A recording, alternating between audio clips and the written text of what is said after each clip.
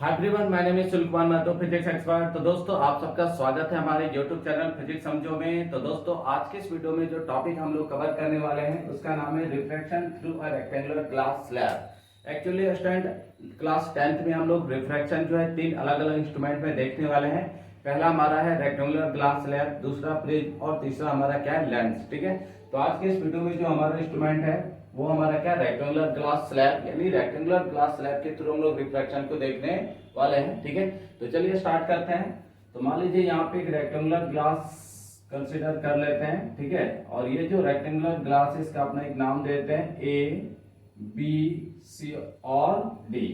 तो दोस्तों, आप सब देख पा रहे होंगे कि यहाँ पे अगर इस रेक्टेंगुलर ग्लास स्लैब की बात करें तो टोटल 4 सरफेस है। ठीक है, एक A B, B C, C D और ए डी। ठीक है, तो इसमें से 2 सरफेस जो है वो क्या होता है, रिफ्रैक्शन में पार्टिसिपेट करता है, तो उसको हम लोग रिफ्रैक्टिंग सरफेस बोलते हैं। और जो सरफेस हमारा रिफ्लेक्शन में पार्टिसिपेट नहीं करता है उसे हम नॉन रिफ्रैक्टिंग सरफेस बोलते हैं। ठीक है, तो मान लीजिए हम लोग यहाँ पे ए बी और सी डी जो है वो रिफ्लेक्शन में पार्टिसिपेट करने वाला है। तो ये जो दोनों सरफेस है वो क्या है, रिफ्रैक्टिंग सरफेस है। और बीसी और एडी जो है ये दोनों क्या, नॉन रिफ्रैक्टिंग सरफेस, यानी ये रिफ्लेक्शन में पार्टिसिपेट नहीं करने वाले हैं। ठीक है, अब देखिए मान लीजिए यहाँ पे कहीं पे सोर्स ऑफ लाइट है। ठीक है, और यहाँ से क्या हो रही है, लाइट रेज आ रही है। तो ये जो लाइट रेज आ रही है उसको हम लोग क्या बोलते हैं, इंसिडेंट रे। ठीक, और इस एबी सरफेस के जिस पॉइंट पे ये आके स्ट्राइक कर रही है उस पॉइंट को हम लोग क्या बोलते हैं, पॉइंट ऑफ इंसिडेंस। क्लियर।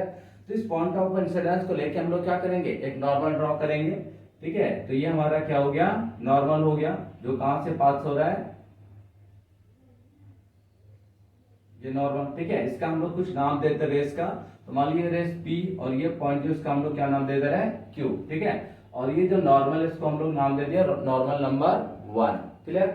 अब देखिए इनके बीच जो एंगल होगा नॉर्मल और इंसिडेंट के बीच, उसको हम लोग क्या बोलते हैं, एंगल ऑफ इंसिडेंट, है ना, and it is denoted bye I. Clear. अब दोस्तों देखिए यहाँ पे जो लाइट है वो कहां से कहां तक जा रही है, तो रेयर टू डेंसर। ये जो मीडियम है ये हमारा कैसा मीडियम है, मान लीजिए एयर है, और ये हमारा क्या है, तो रेक्टेंगुलर ग्लास स्लैब किसका बना है, ग्लास का बना हुआ। ठीक है, तो देखिए यहाँ पे जो लाइट है वो रेयर टू किस पे जा रही है, डेंसर मीडियम में। तो जब रेयर टू डेंसर जाएगी तो हमें पता है कि light bend towards the normal. ठीक है, तो लाइट जो वो किधर बेंड हो जाएगी, टुवर्ड्स दी नॉर्मल बेंड हो जाएगी। ठीक है, अब देखिए ये जो रेस है इस रेस को हम लोग क्या बोलते हैं, रिफ्रैक्टेड रे। तो रिफ्रैक्टेड रे और नॉर्मल के बीच जो एंगल फॉर्म होगा उसको हम लोग क्या बोलते हैं, angle of refraction, and it is denoted by R. Clear.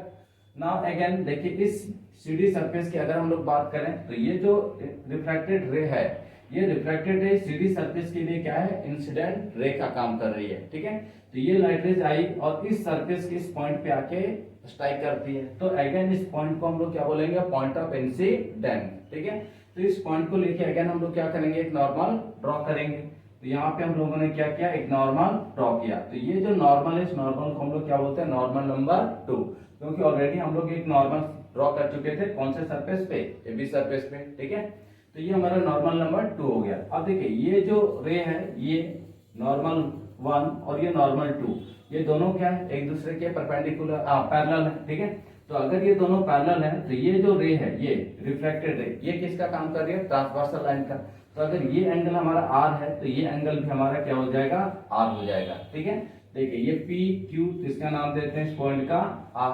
ठीक है, अब देखिए लाइट कहां से कहां जाएगी, तो अगेन डेंसर टू रेयर। तो अगर लाइट डेंसर टू रेयर जाएगी तो क्या होगा, it bends away from the normal. ठीक है, तो ये नॉर्मल से दूर भागेगी कुछ इस तरीके से। ठीक, तो ये जो रेस है फाइनली जो ग्लास स्लैब से बाहर आ रहा है, इस रेस को हम लोग क्या बोलते हैं, इमर्जेंट रे। ठीक है, और इमर्जेंट रे और नॉर्मल के बीच जो एंगल फॉर्म होता है इसको हम लोग बोलते हैं एंगल ऑफ इमर्जेंस, और इसे हम डिनोट किससे करते हैं, ई से। क्लियर है। अब देखिए ये जो रे है ओरिजिनल वाला, ये इसका ओरिजिनल पाथ था, है ना, ये जो इंसिडेंट रे ये इसका क्या है, ओरिजिनल पाथ है। दोस्तों अगर ये स्लैब नहीं होता तो ये जो लाइट है वो क्या होता, सीधा स्ट्रेट निकल जाता। ठीक है, बट इस स्लैब के वजह से इस लाइट का क्या हो रहा है, 2 बार रिफ्रैक्शन हो रहा है, एक बार सरफेस एबी पे और दूसरा सरफेस सीडी पे, है ना।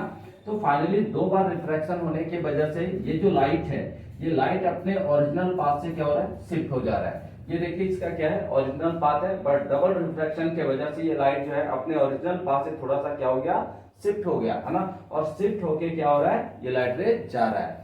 तो जो ओरिजिनल इंसिडेंट रे का पाथ था उसी के पैरेलल देखिए ये भी इमर्जेंट रे जो हमारा जा रहा है, ठीक है। तो ये जितना शिफ्ट होके जा रहा है उसको हम लोग क्या बोलते हैं, lateral shift, otherwise lateral displacement, ठीक है।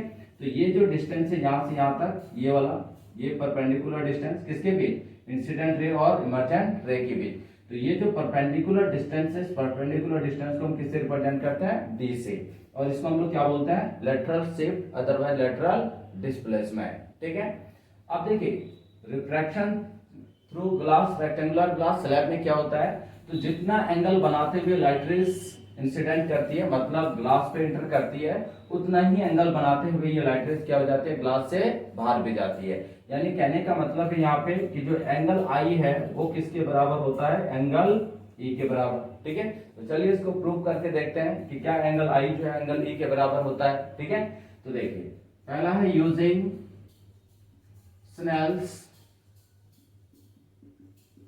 Snell's law for refracting surface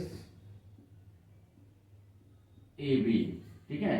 पहला जो रिफ्रैक्टिंग सरफेस है वो AB को ले रहे हैं, तो यहाँ पे हम लोग स्नेल्स लॉ का अप्लाई करेंगे। अब हमें how to apply Snell's law ये हमें पता है, ऑलरेडी हम लोग पढ़ चुके हैं कि हम कैसे स्नेल्स लॉ को अप्लाई करते हैं, ठीक है। तो ये एयर है तो इसका रिफ्रैक्टिव इंडेक्स मान ले रहे हैं μ1, और ये ग्लास जो है इसका रिफ्रैक्टिव इंडेक्स कितना मान ले रहे हैं, μ2, ठीक है। तो हम लोग स्नेल्स लॉ अप्लाई कैसे करते हैं, तो उस मीडियम का रिफ्रैक्टिव इंडेक्स और उस मीडियम में जो भी एंगल बन रहा है उसको भी साइन लेते हैं, ठीक है।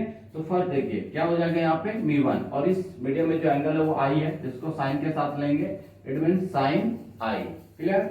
आगे देखिए क्या हो जाएगा, सेकंड मीडियम, तो लाइट कहां से कहां, तो रेयर टू डेंसर, तो डेंसर में रिफ्रैक्टिव इंडेक्स कितना है, μ2, और एंगल देखिए कितना है आर, ठीक है, यानी साइन आर। तो इसको लिख सकते हैं हम लोग sine I upon sine r equal to μ2 upon μ1, clear. अब देखिए हमें पता है कि एयर का जो रिफ्रैक्टिव इंडेक्स है वो कितना होता है, 1 होता है। तो अगर ये 1 होता है यानी 1.001 होता है, उसको हम 1 ही मान सकते हैं, ठीक है। तो 1 अगर यहाँ पे पुट कर देंगे तो क्या हो जाएगा, μ2 अपॉन 1, इसको मान इक्वेशन नंबर 1, ठीक है। अब देखिए दूसरे सरफेस के लिए यूज करते हैं, सीडी के लिए, ठीक है। तो यूजिंग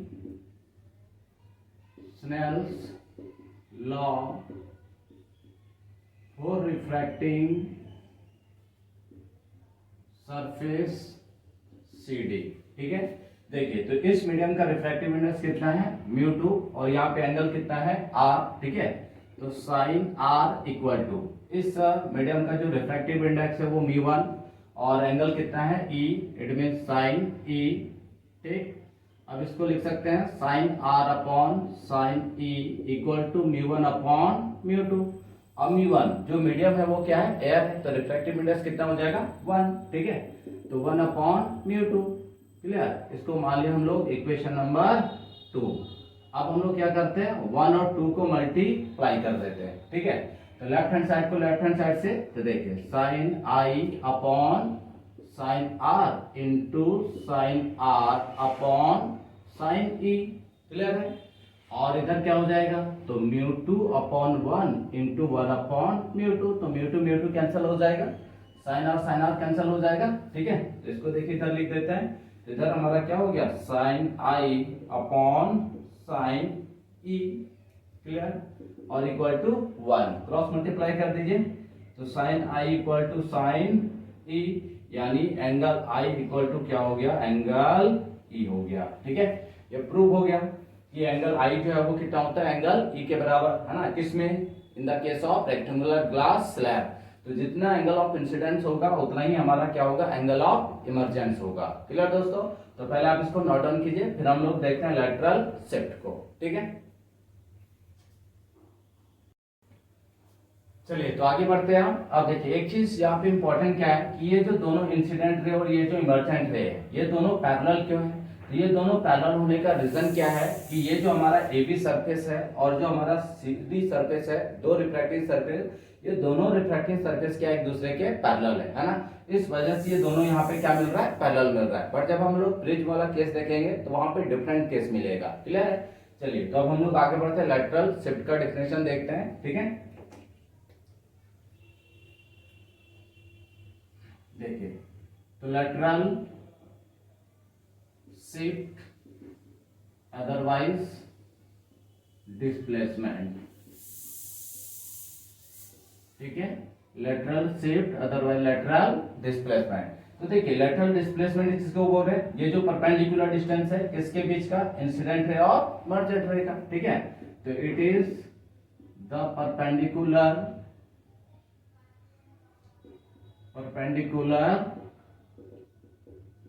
डिस्टेंस बिटवीन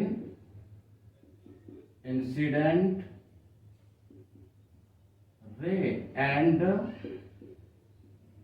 इमर्जेंट रे, ठीक है। इसको डिनोट किससे करते हैं, डी से। तो it is denoted bye D, clear. अब देखिए यहाँ पे 10th क्लास में इसका प्रूफ नहीं है, ठीक है, अदरवाइज हम लोग प्रूफ को भी यहाँ पे देखते हैं, बट इसका हम लोग फॉर्मूला देख लेते हैं। तो D equal to T sine I minus R upon cos R, ठीक है। ये लेटरल शिफ्ट का क्या है, फॉर्मूला है। अब यहाँ पे थोड़ा कंफ्यूजन हो रहा होगा कि ये टी क्या है। तो देखिए ये जो ग्लास स्लैब है, इस ग्लास स्लैब का जो थिकनेस है, उस थिकनेस को ही हम लोग किससे रिप्रेजेंट कर रहे हैं, टी से, ठीक है। तो मान ले रहे ये जो थिकनेस है, इस थिकनेस को हम लोग किससे रिप्रेजेंट किए, टी से। तो D equal to T sine I minus R upon cos R, this is the formula of lateral shift, ठीक है। तो दोस्तों आई होप आप लोगों को समझ में आया होगा refraction through a rectangular glass slab and lateral shift और लेटरल डिस्प्लेसमेंट। तो मिलते हैं अगले वीडियो में, तब तक के लिए आप सबों को बहुत बहुत धन्यवाद।